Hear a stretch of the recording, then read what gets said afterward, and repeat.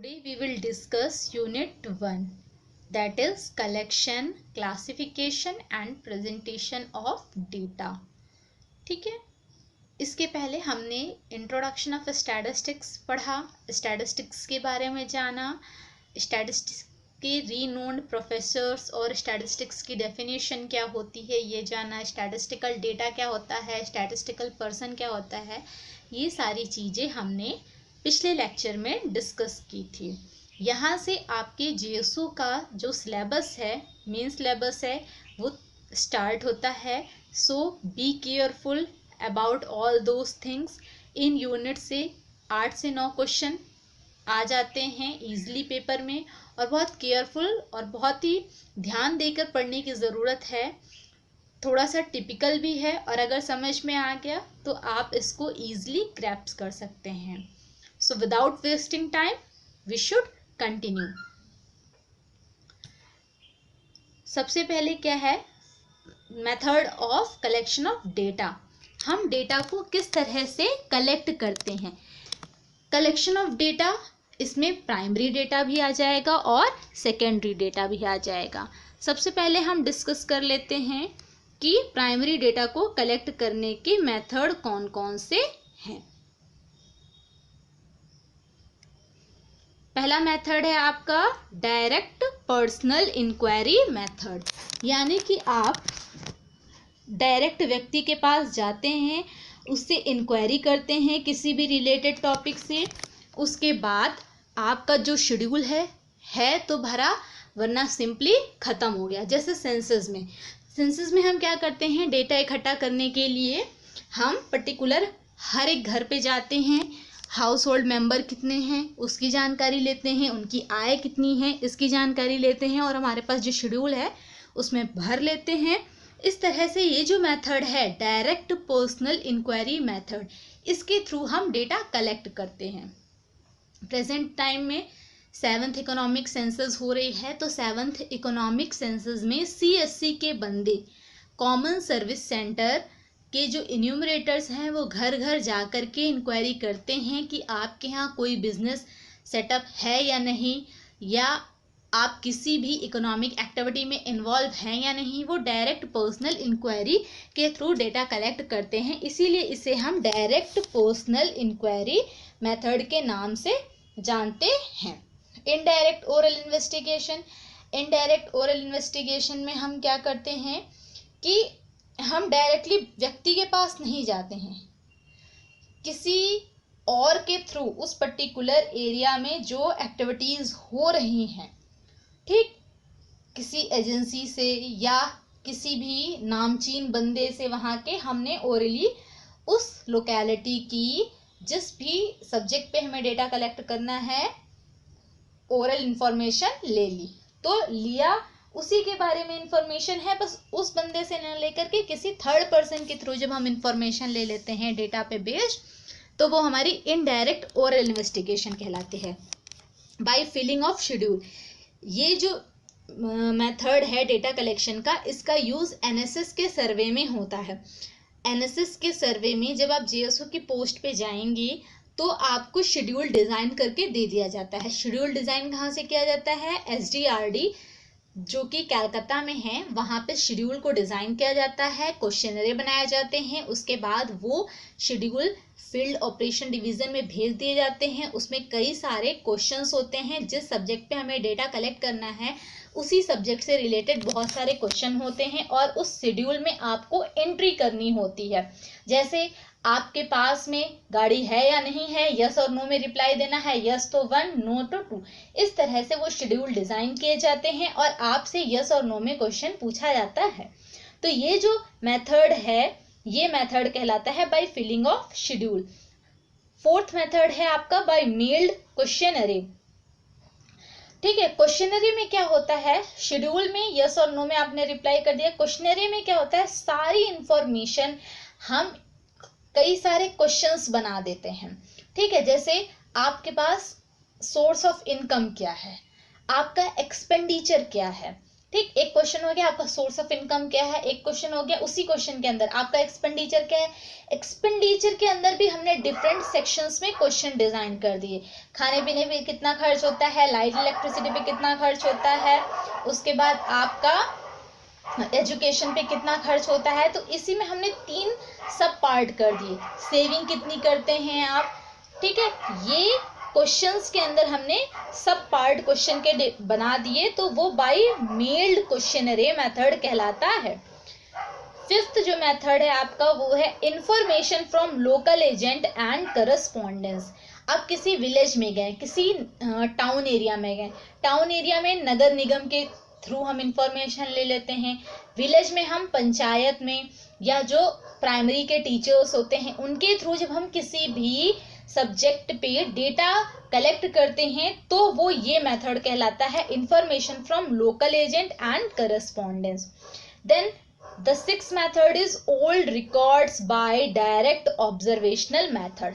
हमने पुराना सेंसस उठाया, उसके बिहाफ पे डेटा ले लिया, या बीच में कोई किसी ऑर्गेनाइजेशन का डेटा उठाया, उसमें से कुछ इन्फरेंसेस निकाल करके, कुछ डेटा निकाल करके हमारे सब्जेक्ट से रिलेटेड जो मैटर था वो हमने निकाल करके उसमें भर के भेज दिया। तो ये आपकी old records by direct observational method. Online survey method, अब जो सर्वे का तरीका है या डेटा कलेक्ट करने का जो तरीका है ऑनलाइन सर्वे मेथड पे है। आप किस साइट से ज़्यादा शॉपिंग करते हैं, अमेजन, फ्लिपकार्ट, मिंत्रा, ठीक, या स्नैपडील, तो ये ऑप्शन दे दिया, आप टिक कर दिया आपने कि आप अमेजन से ज़्यादा करते हैं, तो वो आपका ऑनलाइन सर्वे मेथड हो गया। उसके थ्रू हमने डेटा कलेक्ट कर लिया, ये पता चल गया कि हमारी ज़्यादातर ई कॉमर्स ऐप कौन सा है, ई कॉमर्स साइट कौन सी है, तो वो इस मेथड के थ्रू पता चल गया कि ऑनलाइन सर्वे सब्जेक्ट अगर हमारा ये है कि सबसे ज़्यादा ई कॉमर्स से बिजनेस करने वाली साइट कौन सी है, ये हमारा सब्जेक्ट है, उसके थ्रू अगर हमें इंफॉर्मेशन निकालनी है तो इस टाइप का हमने एक सर्वे लॉन्च कर दिया। आप यूट्यूब चला रहे हैं, उसमें से बीच में सर्वे का एडवर्टाइजमेंट आ गया, आपने क्लिक कर दिया और जानकारी चली गई। तो ये एक नया मेथड है ऑनलाइन सर्वे मेथड। इस तरह से ये इतने सारे मेथड हैं जिसके थ्रू हम डेटा को कलेक्ट करने का काम करते हैं। आई होप ये आपको समझ में आ गया है। अगर आपको इससे रिलेटेड कोई क्वेरी है तो कमेंट बॉक्स में नीचे लिखिए। Kinds of statistical data. Statistical data मैंने आपको बताया था कि स्टैटिस्टिकल पिछले लेक्चर में कि स्टैटिस्टिकल डेटा क्या होते हैं। ऐसे कोई भी डेटा जिनसे हम कोई स्टैटिस्टिक्स ड्रॉ कर सके, कोई स्टैटिस्टिक्स बनाने के काम आता है, उसे हम स्टैटिस्टिकल डेटा कह देते हैं। अब स्टैटिस्टिकल डेटा के 2 काइंड होते हैं, एक तो प्राइमरी डेटा, दूसरा है सेकेंडरी डेटा। प्राइमरी डेटा को हिंदी में हम प्राथमिक आंकड़े कहते हैं और सेकेंडरी डेटा को हम गौड़ आंकड़े कहते हैं। तो प्राइमरी आंकड़े कैसे हम इकट्ठा करते हैं, उनका सोर्स क्या है, सेकेंडरी डेटा हमें कहाँ से मिलते हैं और उनका सोर्स क्या है, वो सारा हम इसमें डिस्कस करेंगे। Primary data are those which are collected from the units are individual directly और these data have never been used for any purposes earlier. Data obtained from original experiment or service that is collected by investigator or enumerator is known as primary data. Primary data वो data होता है जिसका use पहले कभी नहीं किया गया है, किसी पर्टिकुलर स्पेसिफिक सब्जेक्ट के लिए उस डेटा को हम इन्यूमरेटर इन्वेस्टिगेटर के थ्रू कलेक्ट करवाते हैं, और जब उसका सर्विस या उसका जो भी मोटो है, उसका जो पर्पस है वो पूरा हो जाता है, तब उस डेटा को हम आगे किसी और चीज़ के लिए यूज़ कर सकते हैं। लेकिन प्राइमरी डेटा उसी को कहेंगे जिसका यूज़ पहले कभी नहीं किया गया है। जैसे हमारी सेंसस होती है, हर 10 साल में सेंसस के लिए हम डेटा इकट्ठा करते हैं, जो सेंसस से डेटा आया वो हमारा प्राइमरी सोर्स, प्राइमरी डेटा कहलाता है। ठीक, released data released in the reserve bank of India bulletin. Reserve bank of India का एक बुलेटिन निकलता है, उसमें जो भी डेटा रिलीज किया जाता है वो प्राइमरी डेटा कहलाता है। Data collected by NSS survey, national sample survey office के थ्रू जो भी डेटा कलेक्ट किया जाता है उसे हम प्राइमरी डेटा कहते हैं, क्योंकि पर्टिकुलर सब्जेक्ट जैसे हो गया सैनिटेशन पर, स्वच्छता पे, ड्रिंकिंग वाटर पे जब डेटा इकट्ठा किया गया तो वो प्राइमरी डेटा कहलाया। Secondary data, the data which have been collected by some individual और agency and statistically treated to draw certain conclusions, again the same data are used and analysis to extract some other information are termed as secondary data. अभी हमने बताया जैसे census का data हमने first time collect किया, लेकिन जब हमने उस डेटा का यूज किसी दूसरे पर्पस के लिए किया तो वही डेटा जो क्या आपका सेकेंडरी डेटा कहलाने लगा। एग्जाम्पल क्या है इसके, for project report, summarised census report, monthly abstract of CS are the various source of secondary data. उसके बाद क्लासिफिकेशन, डेटा का क्लासिफिकेशन क्यों करते हैं, डेटा का क्लासिफिकेशन करने की ज़रूरत क्या पड़ती है, वो सारी चीज़ें हम देखेंगे। Classification, classification is the process of arranging things और items in a group of classes according to their resemblance and affinities and give expression to the units of attributes that may subset among the diversity of individual। Classification में हम क्या करते हैं, ऐसे data जो थोड़े similar हैं, ऐसे आइटम्स जो सिमिलर कैरेक्टरिस्टिक्स रखते हैं उनको हमने एक क्लास में रख दिया, जो थोड़े से डिफरेंट टाइप के कैरेक्टरिस्टिक रखते हैं उनको दूसरे ग्रुप में कर दिया। अब हमने कहा कि ऐसे बच्चे जो 10 से 20 साल की एज में हैं उनको हमने एक क्लास में कर दिया। हमने कहा जो 18 से 25 साल के बच्चे हैं या यूथ हैं उनको एक क्लास में कर दिया। अब 18 साल से 25 साल के जो यूथ हैं उनका 10 से 20 साल के बच्चों के साथ कोई कंपैरिजन नहीं है, तो वो उनकी कैरेक्टरिस्टिक्स भी सेम होंगी, उनकी थिंकिंग भी सेम होगी, उनकी एजुकेशनल क्वालिफिकेशन भी सेम होगी। तो इस तरह से हमने दो क्लासेस में डिवाइड कर दिया, एक 10 से 20 साल तक के बच्चों का और दूसरा हमने 18 से 25 साल तक के बच्चों का क्लासिफिकेशन कर दिया। तो क्लासिफिकेशन हम सेम क्वालिटी, सेम बैकग्राउंड होना चाहिए और वो सिमिलर कैरेक्टरिस्टिक्स रखती हूँ, तो उस टाइप के डेटा को हम डिफरेंट क्लासेस में डिवाइड कर देते हैं, जैसे अपर क्लास, मिडिल क्लास, ठीक, और लोअर क्लास। लोअर क्लास में वो लोग आते हैं जिनके पास खाने के लिए भी बहुत कम पैसे होते हैं, अपनी बेसिक नीड किसी भी तरह से पूरी कर पाते हैं। मिडिल क्लास अपनी बेसिक नीड पूरी करने के साथ साथ एजुकेशन पे भी ध्यान करते हैं, कुछ सेविंग भी कर लेते हैं, तो वो मिडिल क्लास के अंदर आ जाते हैं। मिडिल क्लास में रहने वाले लोगों की थिंकिंग एक जैसी होती है, उनके बच्चों का एजुकेशनल बैकग्राउंड एक जैसा होता है, उनकी सेविंग्स लगभग सबकी एक समान होती हैं। फिर अपर क्लास सेविंग्स बहुत ज़्यादा होती हैं, एजुकेशनल बैकग्राउंड बहुत अच्छा होता है, ठीक। तो इस तरह से हम एक क्लास में सिमिलर कैरेक्टरिस्टिक्स, सिमिलर बैकग्राउंड वाले लोगों को एक साथ रखते हैं। आई होप आपको क्लासिफिकेशन समझ में आ गया कि डेटा का क्लासिफिकेशन करना क्यों जरूरी है। उसके बाद हम कैसे कैसे क्लासिफिकेशन कर सकते हैं, मोड ऑफ क्लासिफिकेशन क्या है।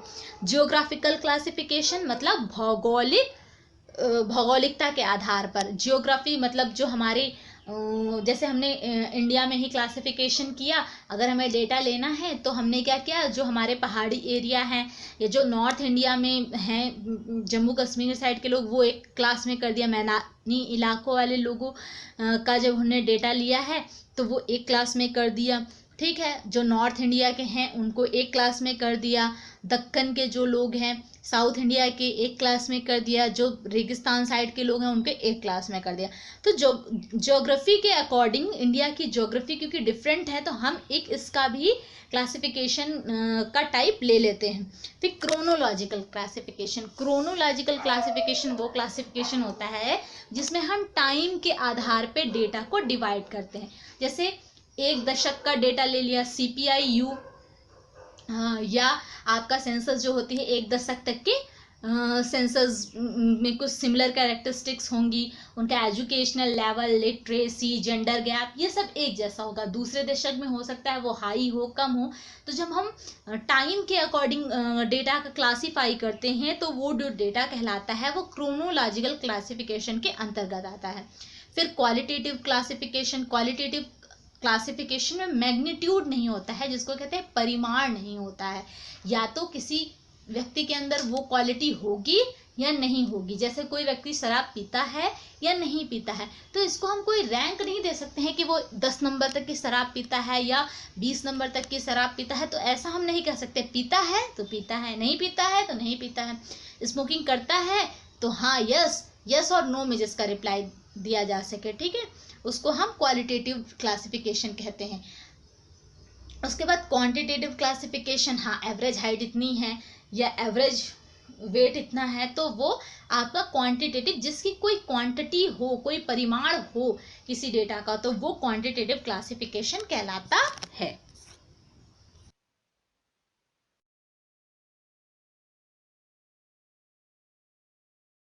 टेबुलेशन क्या है? It is the process of presenting data collected through survey experiment a record in row and column so that it can more easily be understood and can be used for further statistical analysis।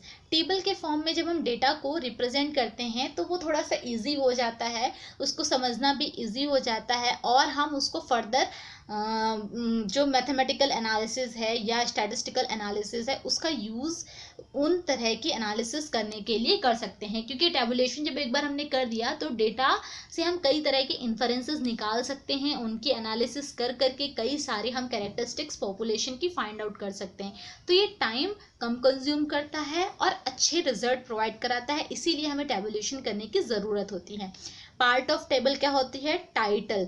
जब हम table बना रहे हैं तो उस table का title क्या है? सपोज फ्रीक्वेंसी क्लास डिस्ट्रीब्यूशन, तो हमें पता चल गया कि इस टेबल में हमने फ्रीक्वेंसी के बारे में बताया है, ठीक, या और कोई average marks of a student, ठीक, इन अ क्लास।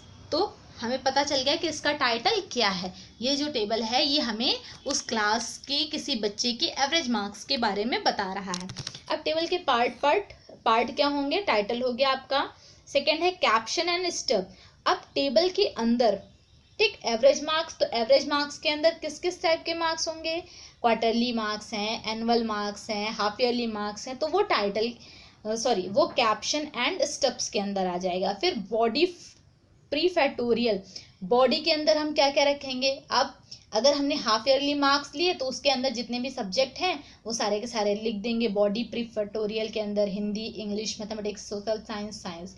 फिर सोर्स नोट, अब हमने ये जो कंटेंट लिया है ये लिया कहाँ से? तो लास्ट में हम एक सोर्स नोट लिख देते हैं कि this content is taken from registrar general of India या क्लास 7th अटेंडेंस रजिस्टर या मार्कशीट, जो भी जहाँ से हमने ये सोर्स लिया है। जैसे सपोज हमने टेबल बनाया सेंसस का, ठीक, कि स्टेट वाइज लिटरेसी 2011 के सेंसस के ये है, 2011 के सेंसस की लिटरेसी स्टेट वाइज हमने बना दिया। अब हमने सोर्स नोट उसमें क्या लिखा? रजिस्ट्रार जनरल ऑफ इंडिया के बुलेटिन से हमने ये सोर्स लिया है, तो सोर्स नोट के अंदर हम वो लिखेंगे। आगे आप सबको समझ में? फिर टेबुलेशन और क्लासिफिकेशन के बीच में डिफरेंस क्या होता है वो हम देखेंगे। टेबुलेशन और क्लासिफिकेशन। टेबुलेशन क्या होता है? It is the logical and systematical arrangement of data in row and column. जैसे मैंने कहा कि हमें सारे स्टेट की लिटरेसी पता करनी है, तो हमने एक कॉलम बनाया सारे स्टेट का और रो बनाई, ठीक, फर्स्ट स्टेट में जितनी उसकी लिटरेसी है लिख दिया, सेकंड स्टेट की लिटरेसी लिख दिया। तो रो और कॉलम में सिस्टमैटिक और लॉजिकल अरेंजमेंट डेटा का हम कर देते हैं, तो वो टेबुलेशन के अंदर आता है। क्लासिफिकेशन में हम क्लासेस में डिवाइड कर देते हैं। अब लिटरेसी में कुछ कम लिटरेट होंगे, कुछ ज़्यादा लिटरेट होंगे, कुछ बहुत ज़्यादा लिटरेट होंगे। कम लिटरेट वाले आपके 33% के नीचे आ जाएंगे, 33 to 70 के बीच में, मिडिल वाले 70 से 100 के बीच में, अपर वाले। तो ये क्लासिफिकेशन हो गया जब हमने क्लास में डिवाइड कर दिया इसी लिटरेसी को। What is mean for arranging the data in the group. उस दूसरा पॉइंट है data is presented in modified form that is in percent, proportion, total और एवरेज, ठीक, कभी हम एवरेज के फॉर्म में लिख देते हैं, कभी टोटल के फॉर्म में लिख देते हैं। और अगर आपका कॉन्टिन्यूअस डिस्ट्रीब्यूशन है तो हम उसको फ्रीक्वेंसी डिस्ट्रीब्यूशन के फॉर्म में क्लासिफिकेशन कर देते हैं। नेक्स्ट है प्रेजेंटेशन ऑफ डेटा। हमें डेटा को प्रेजेंट करने की ज़रूरत क्या, हमने टेबुलेशन कर दिया, उसका क्लासिफिकेशन कर दिया, कलेक्शन किया, अब उसको प्रेजेंट भी तो करना है। जितना हमने इसकी एनालिसिस की है वो एक अच्छा इम्प्रेशन दे, सडन लुक से ही हमें पता चल जाए कि इस डेटा की क्या कैरेक्टरिस्टिक है, इसलिए हमें प्रेजेंटेशन की ज़रूरत पड़ती है। चलिए देखते हैं कि प्रेजेंटेशन ऑफ डेटा की नीड क्यों है। To give a bird's eye view of complex data, we need presentation of data. Bird eye view का मीनिंग क्या होता है, जैसे चिड़िया की आँख, अपना ध्यान इतना केंद्रित करो कि बस चिड़िया की आँख ही दिखाई दे। तो इतने कॉम्प्लेक्स डेटा में से हमने उसको सिंप्लीफाई करके आपको जिस चीज़ की ज़रूरत है उस चीज़ को ही शो करने के लिए हमें डेटा के प्रेजेंटेशन की ज़रूरत है। It is easy to understand even by a layman. कोई स्टैटिस्टिकल पर्सन नहीं है, उसके द्वारा भी हम डेटा के प्रेजेंटेशन के थ्रू पता लगा सकते हैं कि इस डेटा की कैरेक्टरिस्टिक क्या है या ये डेटा क्या बता रहा है।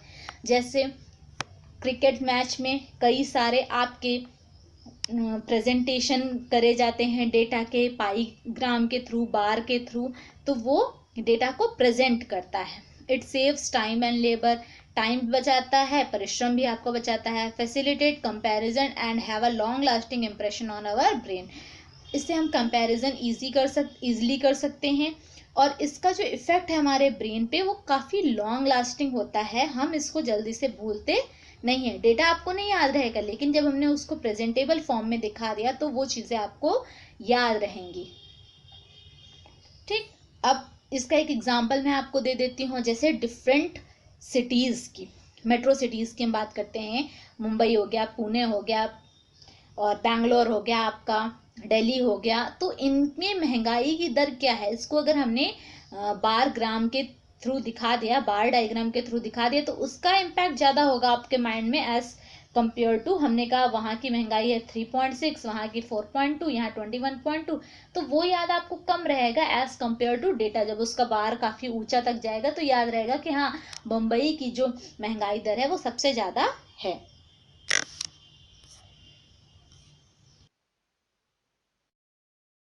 ऑफ डेटा में हम सबसे पहले पाई डायग्राम देखेंगे। पाई डायग्राम सिंपलेस्ट है सारे प्रेजेंटेशन में से और इजीएस्ट भी है। पाई डायग्राम क्या होता है, जब हम अपने कैटेगोरिकल डेटा को एक सर्किल के एरिया के बिहाफ पे डिवाइड करते हुए बनाते हैं तो वो पाई डायग्राम कहलाता है। इस पाई डायग्राम को हम एक एग्जाम्पल की हेल्प से समझते हैं। यहाँ पर हमने favourite type of movie by a group of person 20%, 20 लोगों के द्वारा किस किस टाइप की मूवीज़, फिल्मों को पसंद किया जाता है, उसका डेटा रिप्रेजेंटेशन हम करेंगे।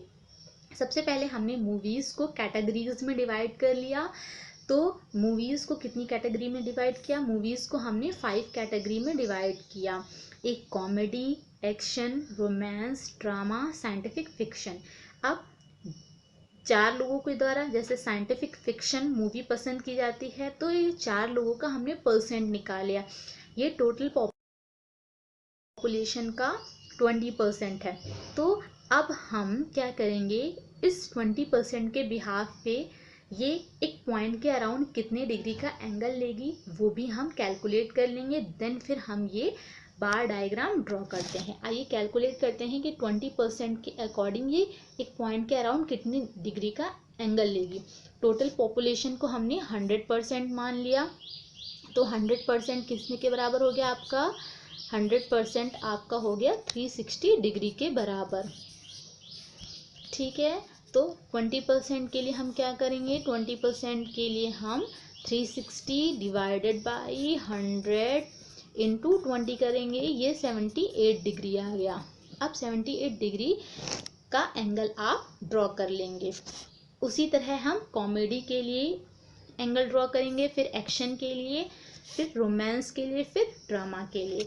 और यहाँ पे जो एरिया है, एरिया आपका फ्रीक्वेंसी रिप्रेजेंट कर है कि पॉपुलेशन में कितने लोगों के द्वारा किस टाइप की मूवी पसंद की जाती है। ये हो गया आपका पाई डायग्राम। नेक्स्ट है बार डायग्राम और हिस्टोग्राम। बार डायग्राम जो है, सबसे पहले मैं आपको बता दूं कि जो आपका कैटेगोरिकल डेटा है उसके लिए भी हम ड्रॉ कर सकते हैं, जो आपका डिस्क्रीट डेटा है उसके लिए भी ड्रॉ कर सकते हैं। ठीक, जैसे comedy, action, romance, drama, scientific fiction, इसी ये जो ऊपर हमने एग्जाम्पल डिस्कस किया उसी के लिए हमने बार डायग्राम भी आपको ड्रॉ करके दिखा दिया। दूसरा जो हिस्टोग्राम है वो कॉन्टिन्यूअस वेरिएबल के लिए ड्रॉ किया जाता है या कॉन्टिन्यूअस टाइप ऑफ डेटा के लिए ड्रॉ किया जाता है। ठीक, और यहाँ पे एक्स एक्सिस पे न्यूमेरिकल डेटा होगा और उसी की फ्रीक्वेंसी हम वाई एक्सिस पे दिखाएंगे हिस्टोग्राम में, जबकि बार डायग्राम में एक्स एक्सिस पे हमारा कैटेगोरिकल डेटा होता है और वाई एक्सिस पे हमारी उसकी फ्रीक्वेंसी होती है। ठीक, तो इसके बीच में डिफरेंस भी आप समझते चलिएगा। बार डायग्राम डिस्क्रीट या categorical data, histogram continuous data के लिए ड्रॉ होता है। यहाँ पर हम एक्स एक्सिस पे न्यूमेरिकल डेटा लेते हैं, यहाँ पर हम एक्स एक्सिस पे कैटेगोरिकल डेटा लेते हैं। वाई एक्सिस पे दोनों में ही हम फ्रीक्वेंसी को शो करते हैं। दूसरी बात, बार डायग्राम के जो बार्स होते हैं उनके बीच में स्पेस होता है, हिस्टोग्राम में जो बार्स होते हैं उनके बीच में स्पेस नहीं होता है। चलिए डिफरेंस भी देख लेते हैं हम क्या होता है हिस्टोग्राम और बार ग्राफ के बीच में। सबसे पहले मीनिंग के बेसिस पे, मीनिंग के बेसिस पे क्या है, histogram refers to a graphical representation that displays data by way of bars to show the frequency of numerical data. X axis पे जो भी हमने न्यूमेरिकल डेटा दर्शाया है उसी की फ्रीक्वेंसी को हम वाई एक्सिस पे दिखाते हैं, और जो बार का एरिया है वो फ्रीक्वेंसी के बारे में बताता है आपको। दूसरा है bar graph. Bar graph is a pictorial representation of data that uses bar to compare different categories of data. Data की डिफरेंट कैटेगरीज को रिप्रेजेंट करने के लिए ये एक पिक्टोरियल रिप्रेजेंटेशन है डेटा का। ठीक है, जो आपको बताता है कि ये डेटा कितना अकर कर रहा है या उसकी फ्रीक्वेंसी कितनी है। ये पिक्टोरियल रिप्रेजेंट है, ये ग्राफिकल रिप्रेजेंटेशन है। दोनों में समझ में आ गया ना। पिक्टोरियल रिप्रेजेंटेशन पिक्चर्स के थ्रू शो होता है और जो ग्राफिकल होता है एक्स और वाई दोनों का सेम इम्पोर्टेंस होता है। जो बार डायग्राम है उसमें एक्स एक्सिस पे इतना इम्पोर्टेंट डेटा नहीं है, सिर्फ कैटेगरीज है, लेकिन जो हिस्टोग्राम है उसमें एक्स एक्सिस पे आपका न्यूमेरिकल डेटा होता है। तो न्यूमेरिकल डेटा जब एक्स एक्सिस और वाई एक्सिस दोनों पे आपका न्यूमेरिकल डेटा हो तो वो आपका ग्राफिकल रिप्रेजेंटेशन कहलाता है। जब एक्स या वाई एक्सिस में से किसी एक में आपका कैटेगोरिकल डेटा हो और दूसरे पे फ्रीक्वेंसी हो, न्यूमेरिकल डेटा हो, तो वो आपका पिक्टोरियल रिप्रेजेंटेशन कहलाता है। दोनों के बीच में डिफरेंस समझ में आ गया आई थिंक। उसके बाद है इंडिकेट्स। क्या इंडिकेट करता है, distribution of non discrete variable. Non discrete मतलब कॉन्टिन्यूअस। ठीक, कॉन्टिन्यूअस टाइप ऑफ डेटा को हम हिस्टोग्राम में एक्स एक्सिस पे लेते हैं और ड्रॉ करते हैं। कंपैरिजन ऑफ डिस्क्रीट वेरिएबल, यहाँ हम डिस्क्रीट वेरिएबल का यूज करते हुए बार डायग्राम ड्रॉ कर लेते हैं। कंटिन्यूअस वेरिएबल और डिस्क्रीट वेरिएबल भी मैं आपको यहाँ पे क्लियर कर देती हूँ। डिस्क्रीट वेरिएबल क्या होता है, जो इंटीजर्स में अकर करता है, पूरे के पूरे नंबर्स में, फ्रैक्शन में नहीं आता। जैसे किसी व्यक्ति का वेट जो है वो 40 किलोग्राम हो सकता है, 42 किलोग्राम हो सकता है। ठीक है, और हम ये कहेंगे वेट 42.5 भी हो सकता है, सॉरी ये आ जाएगा आपका कंटिन्यूअस में। हाइट 15.25 तो वो आपका कंटिन्यूअस में आ जाएगा। जितने पॉइंट वाले नंबर्स हैं वो कंटिन्यूअस में आ जाएगा।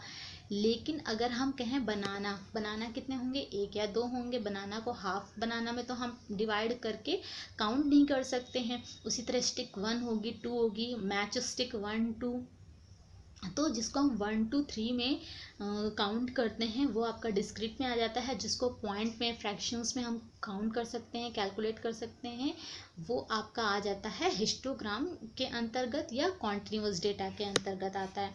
अगर आपको कॉन्टिन्यूअस और डिस्क्रीट वेरिएबल के बारे में डिटेल से जानना है तो आप मुझे कमेंट कर दीजिएगा। उसके बाद जो हिस्टोग्राम है वो क्वांटिटेटिव डेटा को प्रेजेंट करता है और जो बार ग्राफ है वो कैटेगोरिकल डेटा वो होता है जिसमें हम डेटा को कैटेगरीज में डिवाइड करते हैं। जैसे कि मूवी को हमने 5 कैटेगरी में डिवाइड कर दिया है, comedy, action, romance, drama, scientific fiction. ठीक, वो कैटेगोरिकल डेटा हो गया। क्वांटिटेटिव डेटा जिसमें कोई परिमाण हो, जैसे हाइट में परिमाण होता है, उसको काउंट किया जा सकता है 100 से 150, 150 से 200।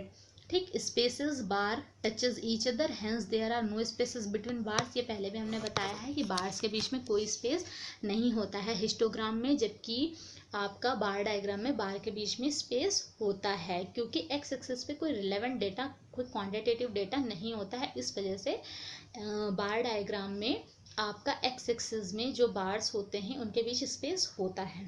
Elements are grouped together so that they are considered as a range.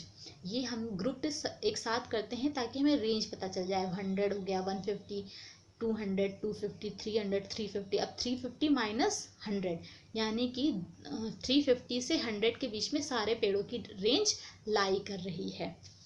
लेकिन elements are taken individual entities.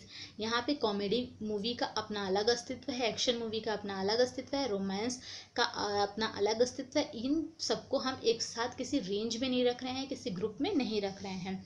Can bars be reordered? No, histogram में हम नहीं रीऑर्डर्ड करते हैं, क्योंकि ये असेंडिंग या डिसेंडिंग ऑर्डर में क्वांटिटीज़ को हम अरेंज करते हैं। लेकिन यहाँ पर हमारी जो मूवीज़ हैं, क्योंकि ऐसा कुछ असेंडिंग और डिसेंडिंग का कोई टर्म और कंडीशन है नहीं इसमें, तो हम इनको रीअरेंज कर सकते हैं। Width of bar need not be the same. ठीक, और सेम, यहाँ पे विथ सेम होनी चाहिए और यहाँ पे विथ सेम होने की कोई ज़रूरत नहीं है। जब विथ डिफरेंट होगी तो वहाँ पर हम फ्रीक्वेंसी डेंसिटी का यूज़ करते हैं, फ्रीक्वेंसी का यूज़ नहीं करते हैं। अच्छा, अब ये जो हम ऊपर एग्जांपल है ये आपको क्लियरली थोड़ा सा स्पेसिफाई कर देती हूँ ताकि आपको समझ जाए में आ जाए। जैसे हिस्टोग्राम हम देखते हैं, एक्स एक्सिस पे हमने पेड़ों की हाइट ले लिखी है सेंटीमीटर में, और वाई एक्सिस पे हमने नंबर ऑफ ट्री ले रखे हैं। यहाँ पे सिंपल ट्री लिखा हुआ है, नंबर ऑफ ट्री। तो 100 से 150 सेंटीमीटर के बीच में जिसकी हाइट है उन पेड़ों की संख्या 10 से कम है। 150 से 200 के बीच में जिन पेड़ों की हाइट है उनकी संख्या 30 है। 200 से 250 के बीच में जितने पेड़ों की संख्या है वो 25 के अराउंड है। 250 से 300 की हाइट वाले जो पेड़ हैं उनके संख्या 50 है। तो सबसे ज़्यादा पेड़ों की संख्या 250 से 300 सेंटीमीटर के बीच में है। तो ये हमें एक मोटा मोटा आइडिया ग्राफ से लग गया है। न्यूमेरिकल डेटा अगर हम देखते, टेबल देखते, फिर उसका कैलकुलेशन करते, उससे हमें ये सीधा सीधा यहाँ से ही पता चल गया। ये बार ग्राफ और हिस्टोग्राम दिया हुआ है, एक बार आप फिर से देख लीजिए। अब हमने यहाँ लैंग्वेजेस को कैटेगरीज में डिवाइड कर दिया गया है। स्पेनिश हो गया, चाइनीज़ हो गया, हिंदी, फ्रेंच, इंग्लिश, 5 कैटेगरीज में डिवाइड किया, और उनके बोलने वाले लोगों की संख्या को करोड्स में डिवाइड दिया। जैसे स्पेनिश 45 करोड़ के द्वारा बोली जाती है, चाइनीज़ 50 से अबव, हिंदी सबसे ज़्यादा लोगों के इंग्लिश सबसे ज़्यादा लोगों के द्वारा बोली जाती है। हिस्टोग्राम में अब जीडीपी, अब यहाँ पे देखिए, यहाँ पे आपका क्वांटिटेटिव डाटा एक्स एक्सिस पे भी, वाई एक्सिस पे तो ये ग्राफिकल रिप्रेजेंटेशन है, ये पिक्टोरियल रिप्रेजेंटेशन है। क्लियर हो गया आपको यहाँ तक?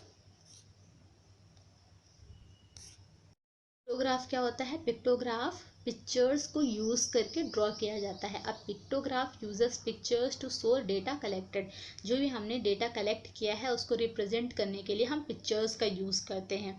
जैसे आजकल ये थंब काफ़ी चल रहा है, तो मैंने इसी का यूज़ कर लिया आपको समझाने के लिए। 5 star rating, 4 star rating, 3 star rating, 2 star rating, 1 star rating. तो फ्लिपकार्ट हो, अमेज़ॉन हो, या कोई भी ई कॉमर्स कंपनी हो, या कोई भी ऐप हो, उसमें हम रेटिंग करते हैं। ठीक, तो रेटिंग का मीन मैं यहाँ पे आपको अपने तरीके से समझा रही हूँ। सपोज़ हमने मान लिया कि एक रेटिंग हमारे 10 लाख वोटिंग के बराबर है, तो जितनी ज़्यादा रेटिंग होगी उतनी ज़्यादा वोटिंग मानी जाएगी, और उतना ज़्यादा पैसा उस ऐप को या ई कॉमर्स साइट को या उस प्रोडक्ट को मिलेगा जिसकी हमने रेटिंग की है। तो यहाँ पे हमने रेटिंग को जो ये थम्स अप बना करके दिखाया है, तो ये पिक्चर्स के थ्रू हम कलेक्टेड डेटा को रिप्रेजेंट कर दे रहे हैं, और एक हमने मानक बना दिया कि हमारी एक रेटिंग बराबर 10 लाख वोट के है। तो इस तरह से हमने पिक्चर्स की हेल्प से डेटा को रिप्रेजेंट किया, और हमें समझ में आता है, हमें ये नहीं पता करना है कि 5 रेटिंग का मतलब कितने लाख वोट, कितना अर्निंग हो रही है, ये नहीं। हमने कहा कि 5 अगर रेटिंग है तो इट मीन्स प्रोडक्ट अच्छा है, इट मीन्स प्रोडक्ट अच्छा है तो उसे हमें खरीदना चाहिए। तो हमने सिर्फ रेटिंग देखकर ही प्रोडक्ट खरीद लिया। तो यहाँ पर ये पता चलता है कि हमारे जो ये ग्राफ है, ये डेटा का जो रिप्रेजेंटेशन है कितना इम्पॉर्टेंट है आपकी डे टू डे लाइफ में। इसी तरह मैच के जो इस टेस्ट मैच होते हैं या आपका 2020 हुआ, उसमें भी हम कई सारे ग्राफ्स बनाते हैं, पाईग्राम बनाते हैं, बार ग्राम बनाते हैं। तो वो सडन एक इम्प्रेशन आपके माइंड पे आता है कि हाँ इतनी रन्स हुई पूरे फील्ड पे, इतनी बॉल्स इस साइड में गई या इतने सिक्सेस लगे। तो वो सडन हमें एक ही 3, 4 या 12 घंटे का जो मैच हुआ है और उसका हमें एनालिसिस करके पूरा विदिन 1 मिनट का वीडियो आपको दिखा दिया गया या पिक्चर दिखा दी गई। तो उसने पूरी 12 घंटे की जो भी वर्किंग हुई है उसकी पिक्चर क्लियर कर दी विदिन 1 मिनट। तो how important is the presentation of the data means to everyone in day to day life. तो आपको क्लियर हो गया। अब हम आते हैं पॉलीगन। पॉलीगन क्या होता है? It is an another form of diagrammatic representation of data. It is formed by joining the middle points of the top of all the rectangles. How they are can be formed even without constructing a histogram. Frequency polygon can be drawn in 2 ways, with a histogram or without a histogram. ठीक है, हम क्या करते हैं, polygon कैसे draw करते हैं? ये हिस्टोग्राम है, हिस्टोग्राम का मिडिल पॉइंट्स हम ले लेते हैं और मिडिल पॉइंट्स को मिला देते हैं तो वो पॉलीगन आपका बन जाता है। ठीक है, समझ में आ गया आपको? अब 2 टाइप के होते हैं, एक फ्रीक्वेंसी पॉलीगन, दूसरा फ्रीक्वेंसी कर्व होता है। फ्रीक्वेंसी पॉलीगन को हम स्ट्रेट लाइन के थ्रू बनाते हैं और फ्रीक्वेंसी कर्व को हम स्मूथ हैंड से मतलब फ्री हैंड से कर्व ड्रॉ कर देते हैं, कोई स्ट्रेट लाइन की ज़रूरत नहीं होती है। तो कर्व यूजुअली आपको पता है कि कर्व में हम फ्री हैंड पेंसिल चलाते हैं और पॉलीगन में स्ट्रेट लाइन ड्रॉ करते हैं। ठीक, अब फ्रीक्वेंसी क्या होता है? frequency number of a x variate value is repeated, a value x is repeated is called frequency.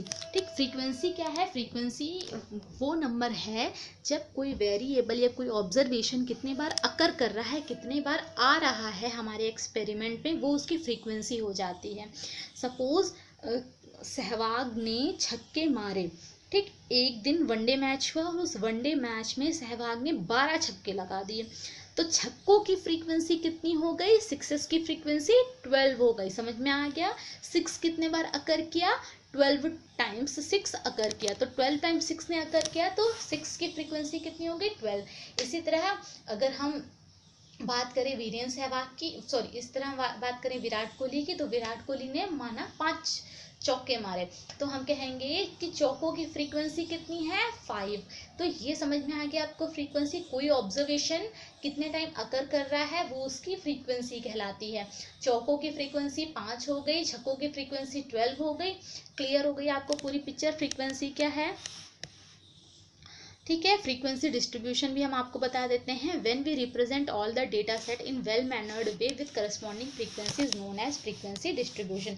जब हम अपने डेटा को उसकी करस्पॉन्डिंग फ्रीक्वेंसी के साथ एक टेबल में पुटअप कर देते हैं तो वो फ्रीक्वेंसी डिस्ट्रीब्यूशन कहलाता है। जैसे मैंने यहाँ पे एक फ्रीक्वेंसी डिस्ट्रीब्यूशन की टेबल बनाई हुई है, आप इसको देख लीजिएगा, अभी मैं आपको फर्दर समझाती भी हूँ। फिर 2-3 चीज़ें मैं पहले आपको बता देती हूँ जो कि इम्पॉर्टेंट है इस टेबल से रिलेटेड, वो पहले डेफिनेशन बता देती हूँ, फिर ये टेबल समझा दूंगी, तो इससे आपका फ्रीक्वेंसी डिस्ट्रीब्यूशन का जो कॉन्सेप्ट है वो क्लियर हो जाएगा। Frequency density. फ्रीक्वेंसी डेंसिटी क्या होती है? देखिए, अब हमें फ्रीक्वेंसी डेंसिटी की ज़रूरत पड़ती क्यों है? फ्रीक्वेंसी डेंसिटी की ज़रूरत हमें तब पड़ती है जब हमारे क्लास इंटरवल की विड्थ सेम नहीं हो। ठीक, अभी जैसे हिस्टोग्राम हम डाला था ना, तो हमने इसमें क्या था, क्लास इंटरवल की भी सेम थी, जैसे 60 to 65, 65 to 70, इनके बीच का डिफरेंस है हर जगह 5-5 है। अगर ये डिफरेंस सेम ना हो, जैसे हर जगह 5-5 है, तो ये 5-5 ना डिफरेंस होकर के 4-2-3 ऐसे हो, उस केस में हमें फ्रीक्वेंसी डेंसिटी की ज़रूरत पड़ती है। आइए इसकी डेफिनेशन देख लेते हैं। When the width of the class interval is not equal then we calculate frequency density to draw histogram. अगर आपका क्लास विथ सेम नहीं है तो हिस्टोग्राम ड्रॉ करने में थोड़ी सी प्रॉब्लम आएगी, तो उस प्रॉब्लम को सॉल्व आउट करने के लिए हम फ्रीक्वेंसी डेंसिटी का यूज़ करते हैं। फ्रीक्वेंसी डेंसिटी क्या होती है? Frequency of that class divided by width of the class interval. ठीक, उसी क्लास की फ्रीक्वेंसी को हम किससे डिवाइड करते हैं? Width of the class interval, तो फ्रीक्वेंसी डेंसिटी आ जाती है। अब जहाँ पर हम वाई एक्सेस पे फ्रीक्वेंसी लिखते हैं, वहाँ पे फ्रीक्वेंसी ना लिख करके फ्रीक्वेंसी डेंसिटी ड्रॉ करते हैं। वाई एक्सेस पे फ्रीक्वेंसी डेंसिटी और एक्स एक्सेस पे आपका क्या हो गया? एक्स एक्सेस पे आपका क्लास इंटरवल हो गया। अब क्लास इंटरवल भी तो जान लीजिए क्या होता है। Class interval, the difference between the upper and the lower limit of a class is called class interval and the average of the upper and lower limit of a class is known as mid value. चलिए, जितने सारे terms हैं, frequency, frequency distribution, frequency density, class interval, उन सबको हम ये frequency table में देख लेते हैं। प्रॉब्लम है, average score of a class 6 student in mathematics, total number of student is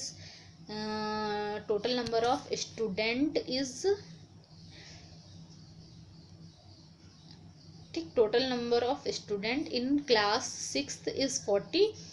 student की संख्या जो है वो 40 है और टोटल मैक्सिमम मार्क्स जो हैं वो आपके 50 हैं। ठीक है, तो अब देख लीजिए फ्रीक्वेंसी डिस्ट्रीब्यूशन। लोवेस्ट मार्क्स आपके 0 हैं, सीरियल नंबर हमने ले लिया, क्लास इंटरवल हमने ले लिया, मिड वैल्यू ले ली, फिर फ्रीक्वेंसी ले ली, less than type cumulative frequency, more than type frequency cumulative हमने ले लिया।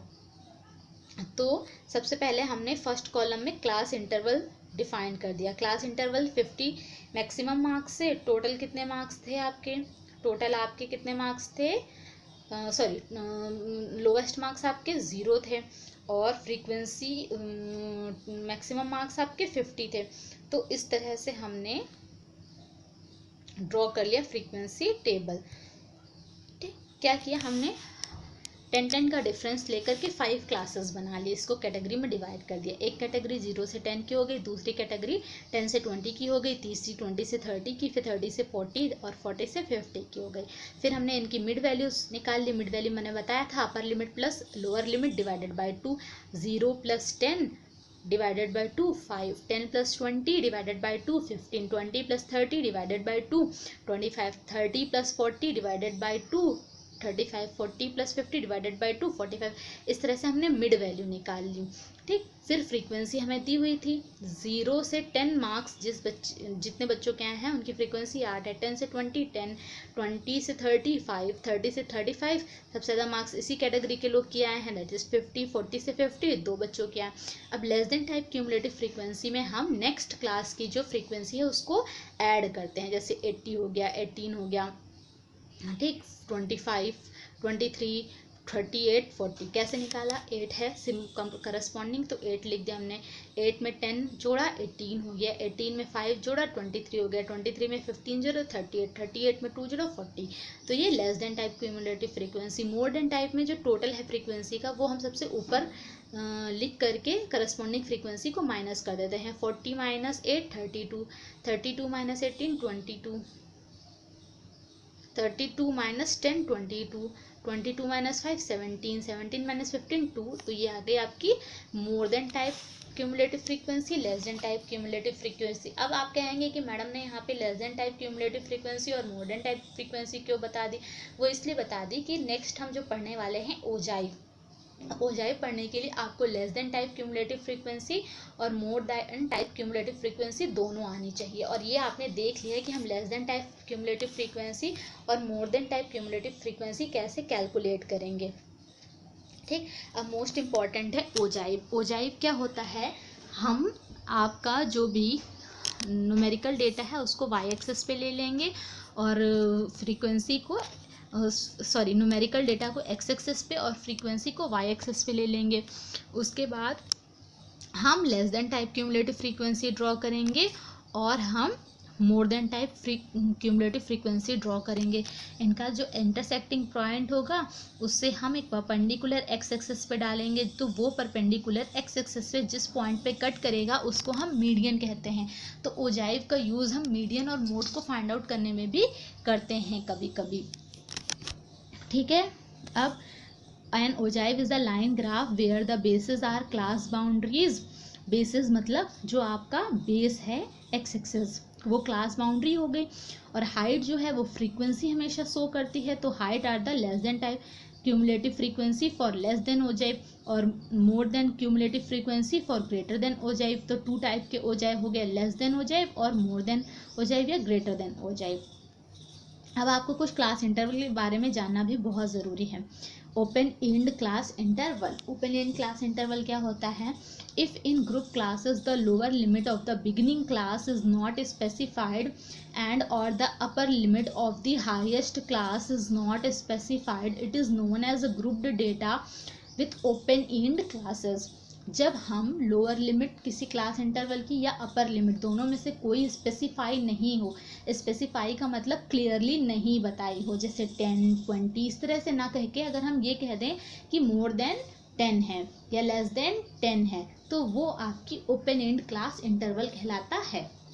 जैसे एग्जांपल दिया हुआ है लेस देन 10 या मोर देन 20 लाइक दैट, इस तरह से ओपन एंड क्लास इंटरवल होता है। एक्सक्लूसिव क्लास इंटरवल क्या होता है? In this type of class interval the upper limit of a class is the lower limit of the next class, also the upper limit of a class is not included in the class. इसमें क्या होता है, जो upper limit होती है पहली class की वो दूसरे क्लास की लोअर लिमिट बन जाती है, और फिर जो दूसरे क्लास की अपर लिमिट होती है वो तीसरे क्लास की लोअर लिमिट बन जाती है। तो इसी तरह से नेक्स्ट क्लास में अपर लिमिट लोअर लिमिट बन जाती है, लेकिन जो लोअर लिमिट होती है नेक्स्ट क्लास की उसे हम उस क्लास में कंसीडर नहीं करते हैं। ठीक, जैसे 0 से 10, 10 से 20, 20 से 30, ये आपका एक्सक्लूसिव क्लास इंटरवल है। और ज़्यादातर फ्रीक्वेंसी डिस्ट्रीब्यूशन में हम एक्सक्लूसिव क्लास इंटरवल ही यूज़ करते हैं। जो न्यूमेरिकल प्रॉब्लम में आती हैं उसमें भी हम एक्सक्लूसिव क्लास इंटरवल को ही यूज़ करते हैं। ठीक, फ्रीक्वेंसी जैसे कि 0 से 10 है, अगर किसी भी नंबर की फ्रीक्वेंसी 10 है तो उस फ्रीक्वेंसी को हम फर्स्ट क्लास में तो इंक्लूड करेंगे, लेकिन उसी फ्रीक्वेंसी को हम सेकंड क्लास में इंक्लूड नहीं करेंगे। इससे क्या होगा, स्पेसिफिकेशन और जो क्लासिफिकेशन है वो सही तरीके से हो जाएगा। इसीलिए हमने ये यहाँ पे क्लियर कर दिया है कि जो अगर 10 की इक्वल फ्रीक्वेंसी आ गई तो उसे फर्स्ट क्लास में इंक्लूड करेंगे, सेकंड क्लास में इंक्लूड नहीं करेंगे। आई होप यू गाइज आप लोगों को ये चीज़ समझ में आ गई है। अगर नहीं समझ में आई है तो आप कमेंट कर दीजिएगा, मैं इसे फिर से एक्सप्लेन कर दूंगी। इंक्लूसिव क्लास इंटरवल क्या होता है? इंक्लूसिव क्लास इंटरवल में हम क्या करते हैं कि लोअर लिमिट फर्स्ट क्लास की और सेकंड क्लास की अपर लिमिट दोनों की अलग अलग होती है। जैसे 0 से 9, 10 से 19, 20 से 29, यहाँ पर लिमिट सेम नहीं है। तो जाहिर सी बात है, अब 0 से 9 है तो 0 वाला नंबर भी उसी क्लास में आएगा, 9 वाला नंबर भी उसी क्लास में आएगा, 10 वाला नंबर भी सेकंड क्लास में आएगा, 19 अगर आ रहा है तो वो भी उसी क्लास में आएगा। तो इंक्लूसिव में दोनों क्लास बाउंड्रीज हैं उनसे रिलेटेड फ्रीक्वेंसीज को उसी क्लास में डालेंगे।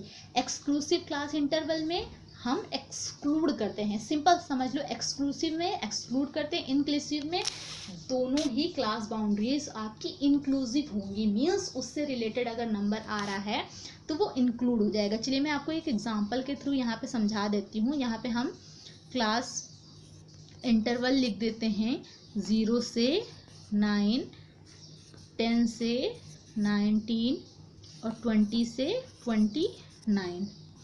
अब फ्रीक्वेंसी जैसे कि 9 फ्रीक्वेंसी है तो वो इसी क्लास में आएगी, 11 है तो वो इस क्लास में आएगी, ठीक, 20 है तो इस क्लास में आएगी। लेकिन एक्सक्लूसिव टाइप क्लास फ्रीक्वेंसी में ऐसा नहीं होता। आई होप यू गाइज आप लोगों को समझ में आ गया होगा। ये थी आपकी ऑल अबाउट यूनिट 1 जो कि